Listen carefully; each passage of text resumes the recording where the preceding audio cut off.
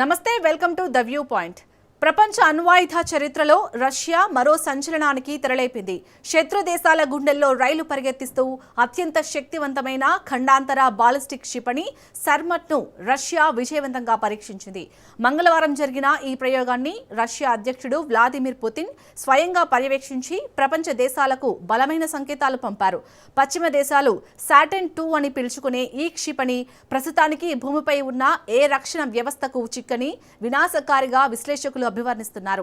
ఈ క్షిపణి సామర్థ్యం వింటేనే అగ్రరాజ్యాలు సైతం విస్తుపోతున్నాయి. సుమారు 35,000 కిలోమీటర్ల కంటే ఎక్కువ పరిధిని కలిగిన సర్మట్ భూగోళంపై ఏ మూలన ఉన్న లక్ష్యాన్నైనా క్షణాల్లో ఛేదించగలదు.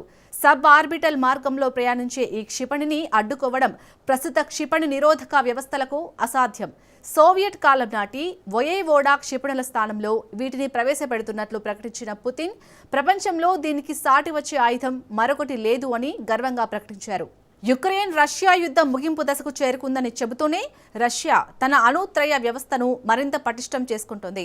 పశ్చిమ దేశాలు యుక్రెయిన్కు అందిస్తున్న మద్దతును నిరుత్సాహపరచడమే లక్ష్యంగా పుతిన్ ఈ శక్తివంతమైన ప్రయోగాన్ని తెరపైకి తెచ్చారు.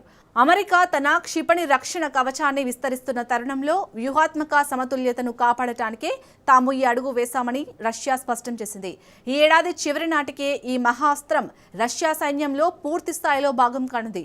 కేవలం సర్మట్ మాత్రమే కాదు, ధ్వని కంటే 27 రెట్లు వేగంతో ప్రయాణించే అవంగర్డ్ హైపర్సోనిక్ వాహనాలను రష్యా ఇప్పటికే మోహరించింది.